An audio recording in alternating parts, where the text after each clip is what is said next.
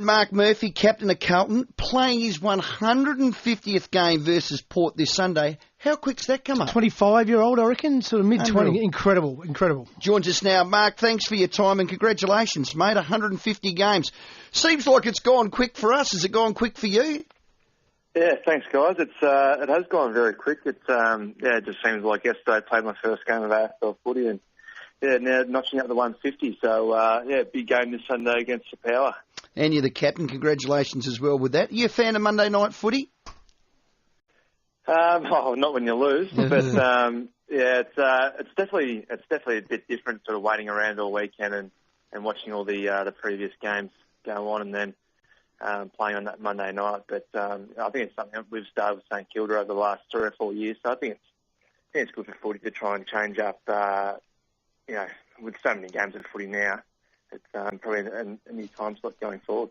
Been a bit of a bizarre year for you, hasn't it? I mean, so much expectation pre-season with Mick coming in, but lose your first 3, win your next 3 and lose 1. So still sort of finding your feet under Malthouse to a certain degree?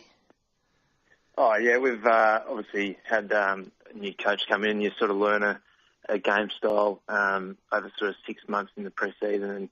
And, the boys have been under an old coach in Brett Rudden for 7 years, and adjusting to a new game style and new game plan was always going to take a little bit of time. But, the first 3 were pretty disappointing. We played some good footy in patches, but, then followed off after that with 3 pretty good wins, and then were obviously a little bit disappointing on Monday night against the Saints. So I think we'll get a few boys back in this Sunday, which will be good for us. But, we're still tinkering with our game plan. I think Nick's still working out what players are suited best for certain positions. Yep. So it's all still a learning experience from sort of both ends, really. Certainly looks different to watch you play this year. It looks like it's a different Carlton method this year.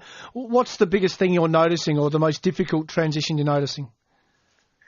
Oh, we're certainly working hard in defensive areas. We've really picked that up in the last 4 weeks of football. We're trying to obviously stop sides from scoring heavily against us, and our contested ball numbers have been really good lately. So those are 2 areas I've been focusing in, over the pre-season, obviously the start of the season as well.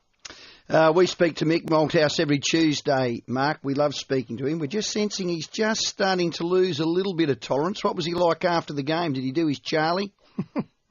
He was pretty disappointed at half-time. We were playing some pretty average footy, and probably after half-time we dominated most of the game and probably left our run a little bit too late. We, at probably the first half, we weren't moving the ball the way we would have liked, and going 2 men down at the start of the game and with Yaron and Adelaide, 2 running plays for us, hurts with rotations as well. So I think Mick was pretty positive after the game. We had our backs against the wall, and we could have sort of turned it up a little bit and had a 10-goal loss, or really worked hard. And the boys worked hard to get back in the game and ended up losing by just over a kick. So there was some positives to come out of the game, but we definitely went to the game wanting to win, and our expectations were to win the game. And we're pretty disappointed in that first half. And you can't afford to have a 10 or 15 minute period or a quarter or a half football against good sides. You're just going to get shown up these days. Murph, you enjoying the captaincy?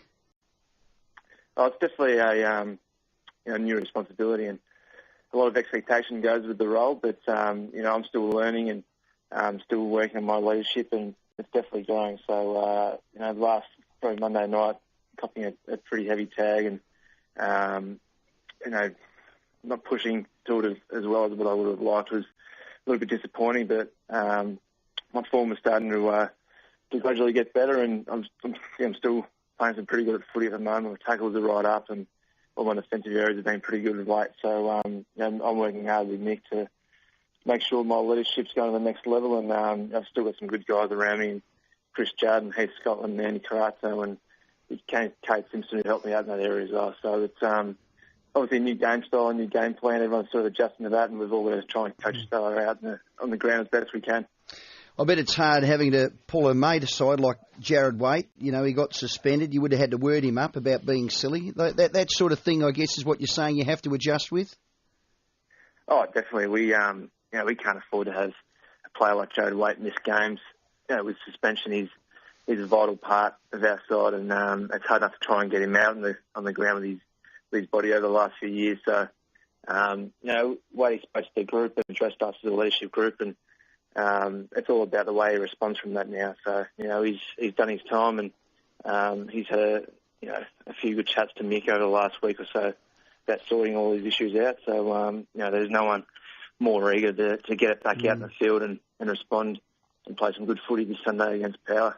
Hey Murph, does the leadership responsibilities come easy for you? If I recall rightly, I think they might have identified you pretty early as the potential leader for the footy club. I mean, does it come natural for you? I mean, does it impact on your game, or is it much pretty easy?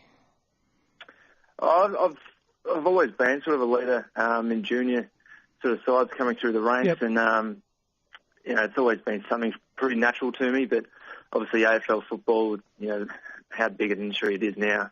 There's obviously a lot of other stuff that goes with it, with dealing with stakeholders and sponsors and, all the members. And then you've got to control all the boys out there on game day as well. But as I said, it's something I get a fair bit of help with, with the other boys in the leadership group. But, you can't just rely on one bloke to do it all. You have your leaders all the way through the lines of the side. And, the boys are really, really working hard to try and making sure that we're not having any of those lapses, which sort of we have been having the first sort of 6 weeks of our season. So it's a work in progress at the moment, but it's exciting times ahead. We're working hard, and Port Power been playing some great footy of late. So it's a great challenge this week. Mick's made a couple of sort of significant changes within the team, has he? I mean, the Walker move from the goal square to defence, it's been an absolute brilliant move, but probably one that certainly us from the commentary box didn't see coming. Yeah, we'd love to have two of Andrew Walker running around it there. 2 years ago, he was our highest goal kicker. I think he kicked that 50 or 60 for the season, and now he's gone down back, and he's I reckon he's taking his footy to the next level. Walks. He's been fantastic down there, and he's really enjoyed Mick coming across, and it's like a breath of fresh air for Walks. He's been around for, I think, 9 or 10 years now. He's playing his 150th game as well on Sunday. Same day. Fantastic. Walks is, one of my good mates, and he's been playing some great footy for us so far this year. Murph, your leading goal kickers, Garlett on 17, Yaron's 13, you're on 8, Betts 7, Walker's 6. They're all smalls. Do we expect a taller forward line this week?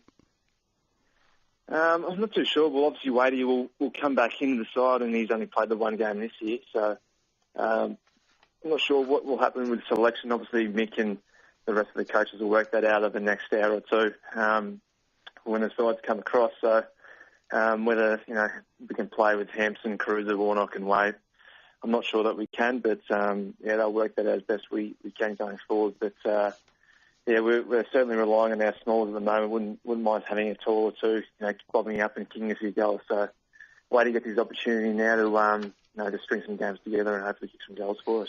Well, I put $5 on Eddie Betts to win the Brownlow. He broke his jaw round 1. Now he's out suspended, so I'm not happy with that. They say the bump's dead. We won't talk about that one because we don't want to get you in trouble. But I bet you wished in round 8 last year at Etihad when Paddy D hit you, the bump was dead, Mark.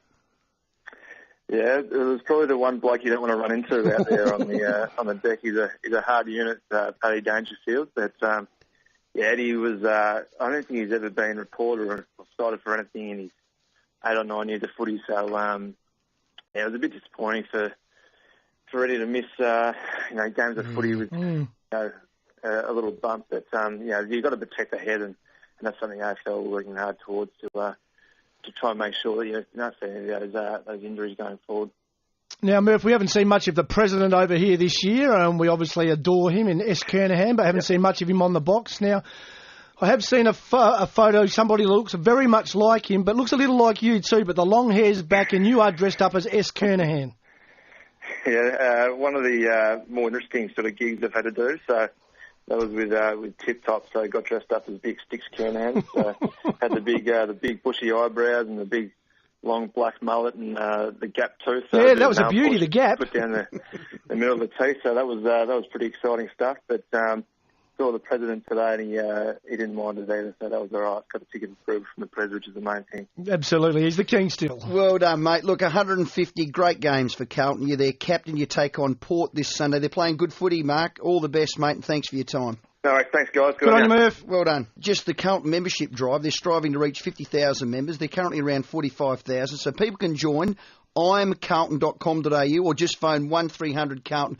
For whatever reason, it's probably back to the Sticks days, there are a lot of Carlton members that love him here in Adelaide. Craig No Bradley, question. Peter Motley, Mark Nailey, Cast 1,000, David Kernahan. Don't forget Doozer, he'll get angry. So a lot of South Australians from that era went over there, did very well in a really strong year for the Blues. So strong Carlton fraternity here in South Australia. 1300 Carlton, they take on Port this weekend. Our guest, Marc Murphy.